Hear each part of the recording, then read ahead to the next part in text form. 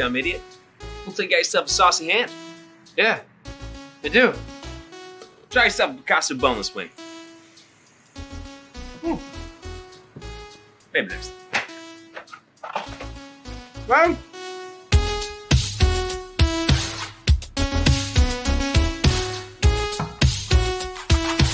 Outlet Liquor is your place to buy a case. Stock up and save when you shop the lowest prices available every day at Outlet Liquor. You never have to wait for a sale. The more you buy, the more you save. Only at Outlet Liquor. What's your outlet?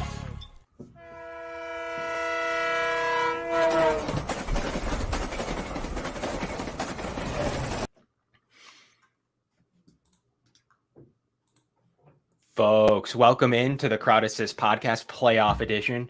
I'm your co-host, as always, Kevin Messeri, here with special co-host, though, today, Maniac. We'll be breaking down this game with Mark Schofield in just one moment. We'll get you there in just a second. It's brought to you by Outlet Liquors, your place to buy a case. Always Mark's a friend of the show, always a great guest to have on for a few minutes here, just in a moment, as we have Mark down there ready and raring to go. Mark, before we get into you first, we did want to take a shout out to mention that the Shaq Lawson news that we broke here at Trainwreck Sports, it is still in play. We are still waiting to see what the Bills do with their roster movement. When that happens, we still have it on good authority that that's the plan as of right now for the team to move forward with Shaq Lawson at some point here, whether it's really, really quickly right after the New England game, win or loss. The point is they want to roster Shaq Lawson as soon as possible, put him on the roster, and at least for future purposes. So that's what we're still being told. And that's active as of this moment. So we'll bring you anything else that we hear on that. But without further ado, Mark Schofield, welcome to the show friend, third time for the first time in ever. I mean, really, and definitely the first time in my history. Mark, how you doing today? I'm doing well. And I saw that you guys breaking some news this week. Fantastic job, gentlemen. Thank you so much, Mark. Appreciate you having you on.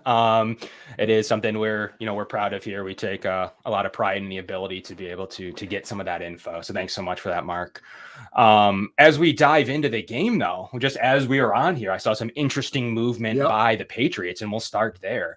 What's the state of affairs? Like, it's very hard for us to decipher this. We know, one player, wins out. We don't know how that's going to affect their 6 offensive line formation that they like. I guess we'll bounce it to you and seeing some of those elevated players. What's your thoughts? I mean, they're thin. And there's a couple different ways they can do things on the offensive line. Now, what they did last week was when goes down against Miami in the middle of that game, they slide Justin Herron into left tackle and just make that change. Now, since Wynn's sort of been, hampered throughout this week, I'd imagine they're giving at least some thought to taking Trent Brown, their right tackle, and moving him over to the left side, and then taking Michael Onwenu, who's seen some time as their 6th offensive lineman, seen some time at the right tackle spot, slided him into the right tackle spot to start this game. Now, there's 2 different rules. Herron struggled when he was in at left tackle. It was a bit shaky of a performance from him. Maybe they just say, look, we'll switch just one guy. We'll put Herod in. Maybe we'll do some stuff from a protection standpoint, getting him some help on the edge. But better to just replace one guy than to flip 2 guys, right? Because if you take Brown, he's played left tackle before, obviously, but if he flips around to the left side, you've got that to deal with, and now you slide it in Onwenu to the right tackle. You're basically making 2 changes. So I don't know how they're going to do it, but it's certainly going to impact them. Then look at the defensive side of the ball, right? Because it looks like Jalen Mills is probably no-go. He popped up on the COVID list. They activated 2 defensive backs, Devontae Busby, D'Angelo Ross. That tells me they're feeling like they're fit in the secondary, that Mills probably can't go. And I think a big thing for this game is, I've talked about it, I've written about it. People are excited about the heavyweight belt between J.C. Jackson, Stephon Diggs. If I'm Josh Allen, if I'm Brian Daboll, I don't care about that matchup. Because you look at the rest of the secondary, you look at what happened a couple of weeks ago with Isaiah McKenzie, you look at what you could do, throwing the football to guys that are being covered by, maybe a Miles Bryant, maybe a, Devontae Busby. I mean, those are where I think the Buffalo Bills can make some big plays. And so New England's thin on the offensive line and in the secondary. That could really be a problem for them tomorrow night.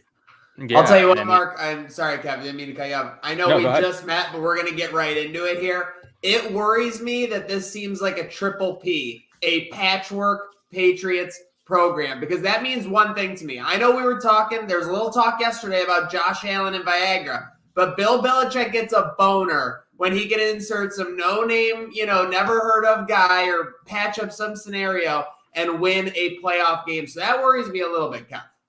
Yeah, for sure. And I think Mark alluded to it with the ability to play Bosby, a guy who's shown some flashes at times in this league that, has been let go. But who's better with UDFA defensive backs than Bill Belichick? I mean, really, he knows what he's looking for. He knows it works in his scheme.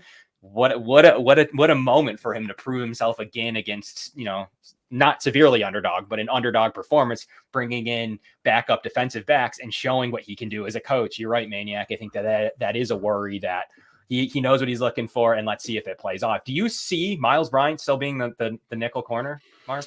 I mean, I think that's probably where they'll go first, Kevin. Okay. I mean, just because of the time that he's had. I mean, I think that, look, you look back at that week 16 matchup, they did some stuff where they left him with outside leverage against McKenzie, and they just hammered him on crossing routes. I would imagine that there'll be a schematic switch if they have Bryant in the game. They'll get him some help on the inside. They'll do some stuff where they really bring that safety down, that one cross, one rob, or one lurk, however you want to turn it, to really sort of help against those crossers. My anticipation is they'll leave Jackson on an island with Diggs and just say, look, try your best to lock him down. That will be a fun matchup to watch. But they've got to really help on the interior. Those crossers from McKenzie, they just killed them a couple of weeks ago. So I'd expect, because Bryant has some experience against this team, has some experience this season, he'd get the call. But yeah, I mean, that's concerning. Are you expecting Duggar to go too, by the way? Yeah, I think Duggar will go. Okay. I'm very curious how they use Duggar. I'm very curious to see because New England's talked a little bit more this week than they have in weeks past playing Buffalo about what Josh Allen does as a runner. They've talked a lot about having to contain him when he scrambles. They've talked a lot about, the threat that he poses with his legs. It wouldn't surprise me if they had some, 3rd and 7 situations, if Duggar's actually asked to maybe spy Josh Allen or come down into that robber alignment with an eye towards, helping on crossers. But if 17 breaks the pocket, like, you've got to be there. They don't want to give up a situation where it's 3rd and 7. You've got them in a chance to get off the field on 3rd down, get the ball back to Mac Jones. You've got everybody covered at 17 breaks, 1 for 10 yards, and now it's 1st and 10 again. They're worried about that from what Josh Allen can do with his legs. Wouldn't surprise me if Duggar is part of that effort. You kind of just touched on it for me, Mark, though, but I wanted to ask you, does the Patriots Nation, we kind of see the front line of the Patriots fans, the ones who tend to go into Bill's mentions or tag Josh Allen in memes and stuff like that. Is the community worried about McKenzie? Do they even know who McKenzie is? Or is this his most recent game against the Pats looked at something that could very easily happen again if they're not on top of it? Yeah, I mean, there's some concerns about McKenzie and what he did in week 16. I mean, just generally speaking, there's some concern from, the bulk of Patriots fans going into this game. Obviously, look, it's a road game. We saw what happened in week 16. The idea that Mac Jones might have to win a playoff game on the road, throwing the football, like, it's not exactly instilling a ton of confidence. But with respect to McKenzie, look, we saw what he did a couple weeks ago. We've seen, my colleague over at USA Today, Doug Ferrara, has talked about for the past year now how good Isaiah McKenzie is. Like, I think there are portions of the Patriots fan base that are very worried about the thinness in the New England secondary right now, going up against this Bills offense that just a couple weeks ago, McKenzie had a huge game. So yeah, it's a concern for the Patriots fan base at large. Yeah, and I mean, just received an All-Pro vote. Interesting, but yeah, I mean, hey, not a thing I expected when I woke up this morning. Was Isaiah one McKenzie and Gardner an 5 or 6 Bills to get an All-Pro vote. Okay, like, he is a very niche player, but does bring a lot to the Bills' offense. We'll see. The Bills have been running the ball specifically very well lately. It's been a really great performance under this revamped offensive line with Rick Bates and others. It's worked really well. Devin Singletary has gotten going a lot. He's played really, really well, just in the nick of time. But we do have our own Jake wants to ask you a question. He wish he could be here with us, Wake. What's up with this Harris nagging heel injury? Like, could it affect him this weekend? Like, lastly, on the injury front? Yeah, I mean, I think there's a little bit of concern. Obviously, he had the hamstring the first time these two teams played. He sort of missed some time as a result of that. He's come back from that. The heel injury is something that's sort of been, kind of a nagging little thing. Nobody's 100% at this point right now. I think the more worrisome injury is the hamstring, because if it's as cold as it's reported it's going to be, it's sometimes hard to get warm, get loose, and stay loose. If you have a long Buffalo drive, that might tighten up a little bit on him. That remains to be seen how healthy he will be. Obviously, look, they've got Stevenson as well, who they trust a ton, very effective rookie running back. But, I think the hamstring is the injury that concerns me a little bit more with Harris. Yeah, that's interesting. And I guess Christian Barmore, we didn't even talk about, like, they did elevate a defensive lineman when they're pretty deep there. Worries, lastly. His MRI was clean. In the moment, Kevin, when that injury happened last Sunday, it looked like it was over. You bring the card out, you think season's over right there. But he dodged a massive bullet there. But yeah, I think that's an eye towards, okay, we'll have him in place just in case. Like if Barmore starts warming up, before this game and he somehow can't go, now they've got a body. But Barmore's critical. I mean, especially against Josh Allen. We talk about, slowing down Josh Allen, maybe containing him, getting a little bit of interior push. Don't give him a free, alley up front to escape and scramble. Barmore is critical to that effort. And if he can't go, it's a problem. Yeah, that makes sense. And no Mills, no Wade, obviously, as we've discussed already. So we'll see how that turns out defensively for the Patriots, which seem pretty affected. But got to turn the ball over to the offensive side, just like with Harris. Will Mack throw in these conditions? Bill Belichick said he's more worried about the Bills than he is the weather, per his quote. Are you comfortable out of the 3 out of 4 losses here, knowing that he'll need to potentially keep up with Josh Allen? Will he throw in 0-degree weather? Will hands be warm? Talk to me about all that. It's not going to be like the first game they played. Those 55-mile-an-hour winds could be 80 out. It could be 0 out. It's just impossible to play football. Yeah. But do you expect him to throw the ball tomorrow with fairly neutral weather in terms of no elements, pretty mild out in terms of wind, but that 0 degrees? Yeah, I mean, I think they're going to have to try to throw. I mean, mostly because we know how Buffalo's going to approach this. We saw how they approached it at the start of that Week 16 game. Like, they were very aggressive on the second level, coming downhill, trying to erase angles, trying to stop the run. They don't want it to be a situation. If you're Leslie Frazier, if you're Sean McDermott, and if the New England Patriots beat you with Mac Jones throwing for 400 yards, like, fine, you tip your hat. But if they beat you by New England running for 400 yards, well, you could have known going in, you had to sort of stop the run. And even to the Mac Jones point, I'd imagine they're going to try to take away underneath stuff. If Mac Jones beats you, throwing deep downfield, push it into the deep tight windows downfield. Again, you sort of tip your hat. But the Patriots are going to have to throw the football. We know what Buffalo is going to want to do. They're going to have to, I'd imagine they try to get things going from a play action standpoint, right? Like use that aggressiveness from the second level against them a little bit. Get Milano, get Edmonds kind of coming downhill. If they're with the 3 linebacker with Klein on the field, get him flowing downhill as well. Try to hit those crossers to Myers, to Harry, because he's going to be in this game apparently, to Hunter Henry as well. Try to give Mac some easy throws.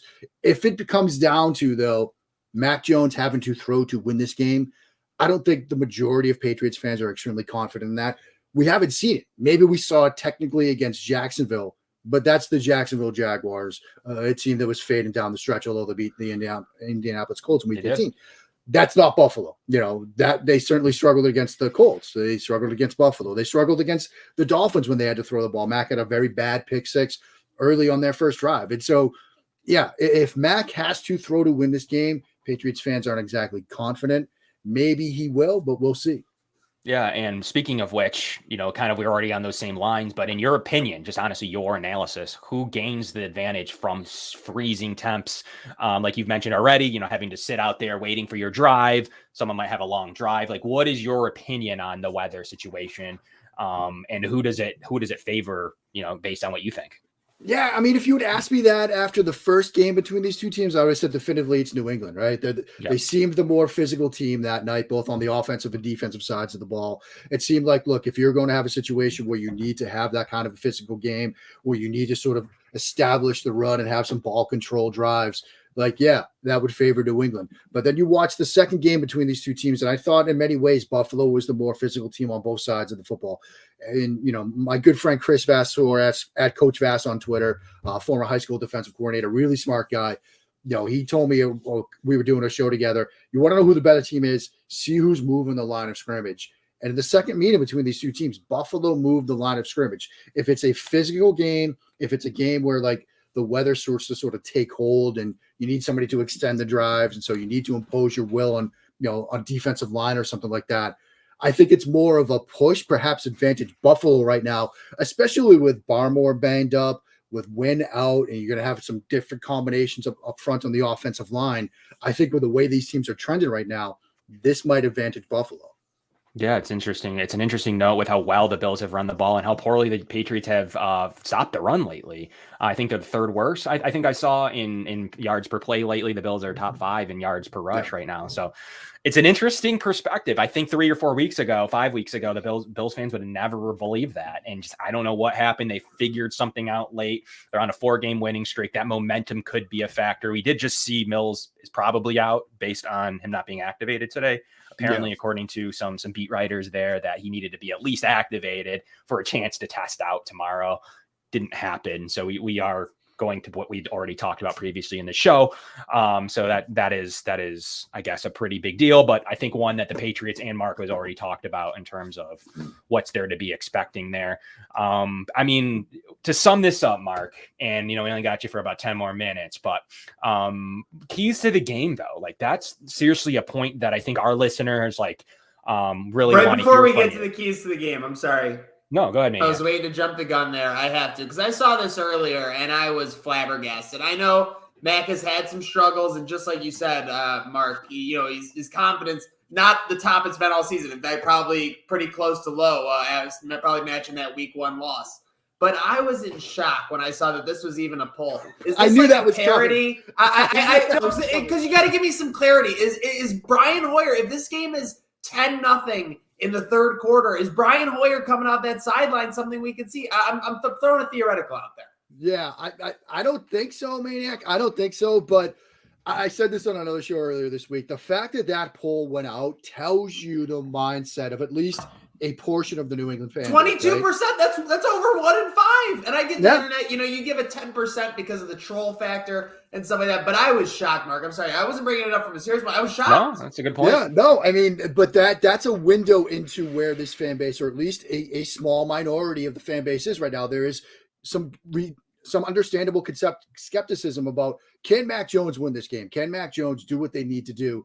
And if it's, like you said in your hypothetical, 10-0 midway through the third quarter, they've just gone 3 and out for another possession. Do they decide, look, we've got to make a change? I think if you look at what Brian Hoyer has done over his career, it's probably not worth making a change. But yeah, that tells you where the mindset is. There's not a lot of confidence that Mac can win this game with his arm. Interesting. I mean, that is a good point. I wasn't even thinking that seriously. Like, would Brian Hoyer come in any situation? I thought it was a parody post at first. Like, I thought it was some I did too. Account. Like, maybe like sometimes they throw the emoji in the name so it looks like it's a check. Right. But I'm just thinking about L is a like, 1 or something. Yes. Yeah. I'm just thinking about it. If it is the scenario 10-0, 13-3 or something like that, and Bill Belichick decides, you know what, like, what do I have to lose? I don't know. Like, to me, like, I think it's outlandish personally, but I don't know. Like, that is weird. Unfathomable a month ago. All I'm saying. Yeah, I don't think that'll. We'll get to the keys of the game in a second. I know Mark's running on borrowed time, but you have, 6 weeks ago, this guy was being talked about, and you get it. These rookie windows, things change very quickly in rookie seasons because of the way that modern day stats are and everything. 18 games.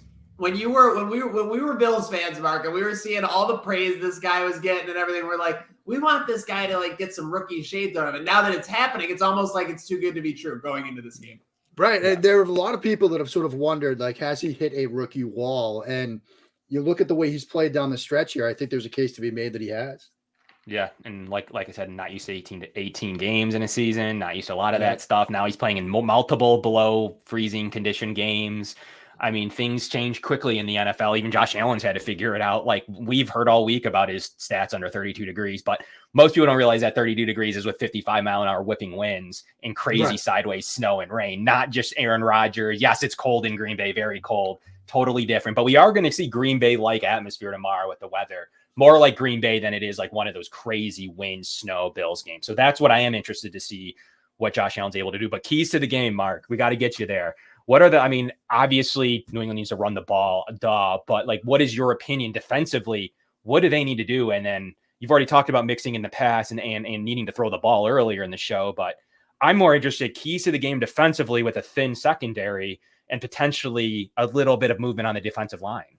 Yeah, I mean, I think they're twofold for New England. One, you've got to kind of neutralize those secondary matchups, right? Not the Jackson Diggs one. Like Diggs is going to get his targets, Diggs is going to make his plays, but you've got to find a way to sort of hold serve with the rest of the options. If it's another scenario like Week 16 where Isaiah McKenzie is going over 100 yards receiving, Yep. I don't feel too confident about the way that this game's going to play out Saturday night. They have to find a way, whether it's from a schematic standpoint with some robber type coverage, whether it's just changing how Miles Bryant plays him. Does he give him more of an inside leverage look, try to take away that stuff, force him to the boundary?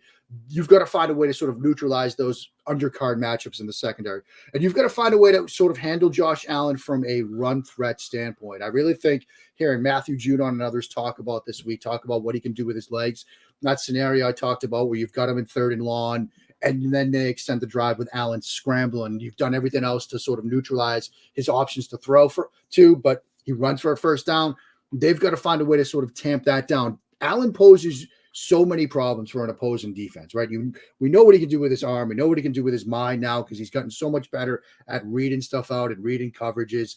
But to attack on what he can do with his legs, obviously Buffalo's second leading rusher this year, you've got to find a way to sort of contain him, whether it's a mush rush, keep wide rushing lanes, rush lane integrity, pass lane rush lane integrity. If Matthew Judon starts biting to the inside a little bit, Allen's going to dip around and run to grass. And with how much man coverage the Patriots play, if Allen gets out to the edge and he sees the backs of defenders running away from him, he'll tuck and go, pick up 20 yards, and suddenly they're at midfield. And so they've got to win those, or at least neutralize those undercard matchups in the secondary. They've got to have an answer for when Josh Allen looks to pull the ball down and run. Is Juwan Williams starting? Who starts now?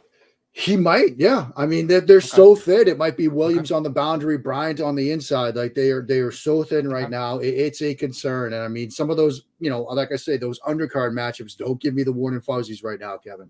Yeah, and the Bills are healthy at the receiver position now going, and they didn't have in that win, they didn't have Emmanuel Sanders or I mean, they did, but I mean, they didn't really use him. He was still banged up. They rested him, in future weeks. And then they have Cole Beasley now too. So I'm interested to see, and Gabriel Davis, they didn't have. I'm interested to see those matchups now, like in this game. Like I'm not. I mean, there's so many. Like, I'm legitimately interested to what does Brian Daboll do in certain situations? Like, you need to use Cole Beasley, but Isaiah McKenzie was so effective against Miles Bryant in that man defense. What happens here? So I think you see that strategy in the Bills end that if they adjust to McKenzie, you start to see a lot more Beasley later in the game. I think or vice versa, where McKenzie's still feasting. So we'll see. Like, I'm very interested to see how they use those weapons. Believe it or not, we haven't seen them all fully healthy and active very often. And then lastly, the return game is key to this game. Like, New England's been historically great special teams, but have struggled a little bit this year. The Bills have struggled on the punting game, both sides. They've been fine in the kick game, but they've struggled in the punting game mightily. Like, their punter has been giving up field position left and right. And they've been struggling to find a punt returner. So that is a key to this game as well, Mark. So we need to watch what happens on that special teams front and what is able to be done there. Lastly, it's time. It is definitely time to get Mark's prediction of the day. We always ask you. We got to get something here on the show of what you think is going to happen. All that we talked about for 25 minutes. We need to put it down, and we need to get you what happens in this game, and then beyond. What do you seeing happen based on who you have advancing? Yeah, I mean, look, my heart's telling me to look like maniacs that Bill Belichick's going to find a way to get the Patriots to win, and my heart's telling me that they're going to find a way to get it done. My head low looks at all these matchups. Look at how banged up the Patriots are right now. I think the Buffalo Bills win this game 24-20 or something like that. I think it will be close, but I just see that the way this game is trending, the way that, Kevin, you just walked through some of these potential matchups, and I just felt the knot in my stomach just tightening more and more and more. I don't get the warm and fuzzies for this one. And so, yeah, I think the Bills win this game. It's going to be close. Can New England win? Absolutely. Like, I don't think it's going to be a blowout either way, but I do think that Buffalo certainly has the advantage going into this one.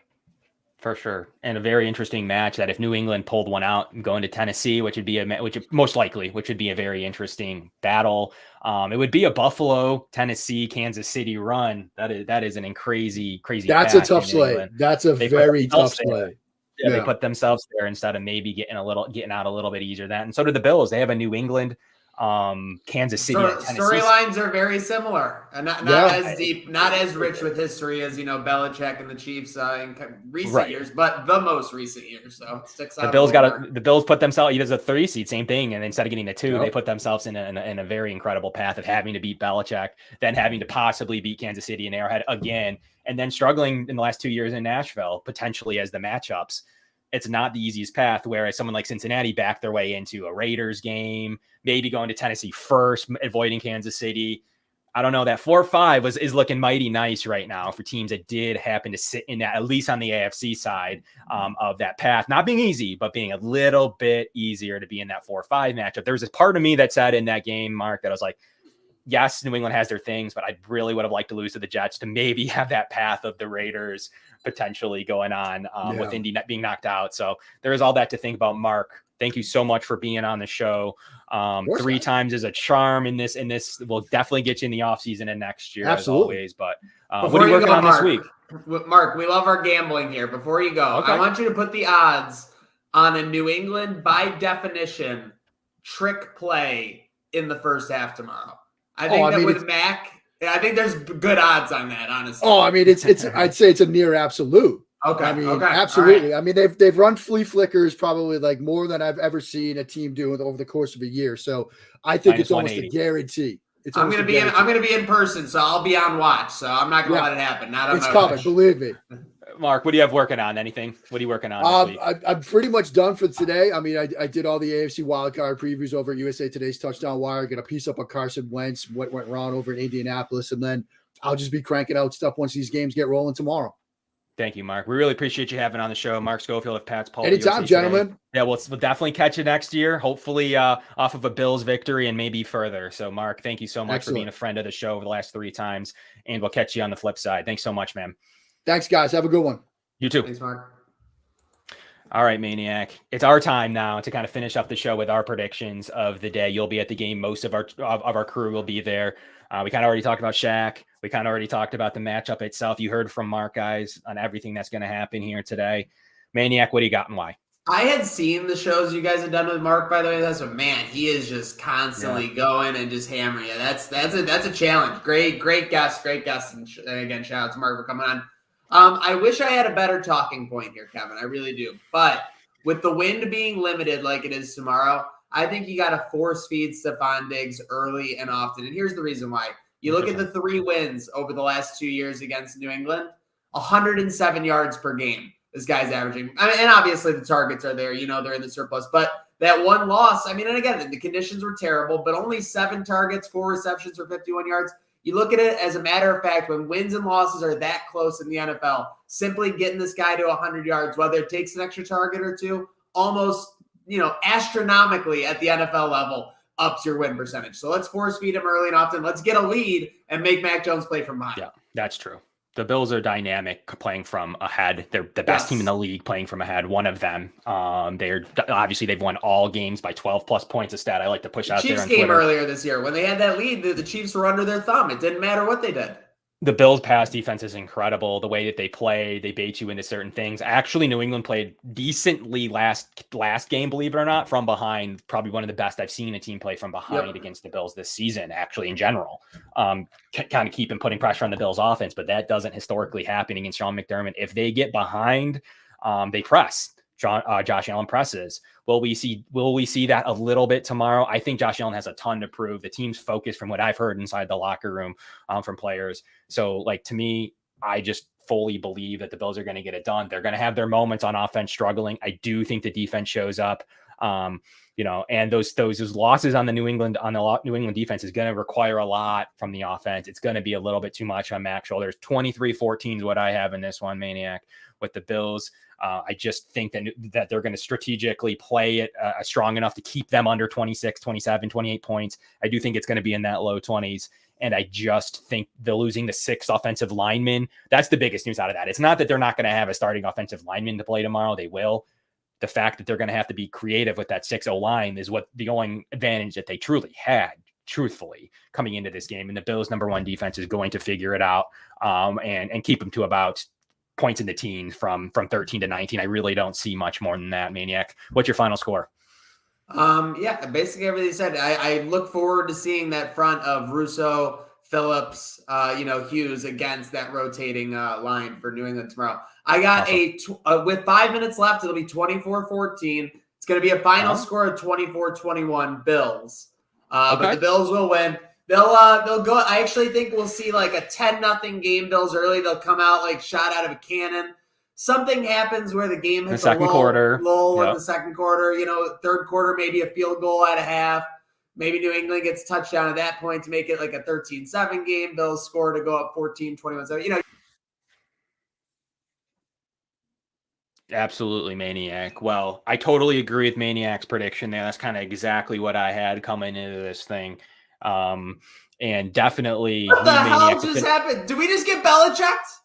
I think someone Did we just get Belichicked? I think someone's angry at us. And I think we got hacked. But I got 24-21 Bills. I guess I'll stop yapping. You just had it. You were almost there anyways. And I was saying that I can see that. I can think that's a conceivable. I don't have that final touchdown happening, but conceivably that is a very possible outcome tomorrow. As Belichick, I just don't think loses by the typical Bills win, which is 12 plus points. I just don't. I think I have it at 9, and that's about the maximum I'm feeling right now. So they're going to get it done. That would mean the Bills most likely are going to KC in most regards. And they do have the Bengals also taking care of the Raiders. What an easy path that they have, all things considered. So I hope I'm proven wrong that the Raiders. Bills fans are rooting for that. I mean, obviously, Bills always have to take care of their own business. You got to. Well, they're rooting for Pittsburgh and Raiders for sure. Yeah. You got to win tomorrow, and you want the lower seeds to win. Yeah. Just keep winning. Luckily, the one game's before them, so no real struggle, no real stress to watch that game to be rooting for the Raiders. But the Bengals win. It's not the end of the world. But really, I go around the lots. Are people even going to be out in the open tomorrow? Like I get that they might be tailgating like in their, enclosed things and around fires, but there's not going to be like straggling people running around by themselves tomorrow. It's going to be like north of the wall tomorrow. Yeah, it's going to be like you're going to be in your little hut, like in Jon Snow land. Like it's just not going to happen where you're used to seeing someone running around with a flag, someone else trying to tackle them, someone else playing football. Like I don't think you're going to see any of that tomorrow, but I do think you'll still see ticket prices aside, like they're all sold, right? They're going to be sold. It's going to be a very, very raucous crowd. I don't think that New England's going to travel particularly well with 0 degrees and being the underdog. That's not a combo that they really love.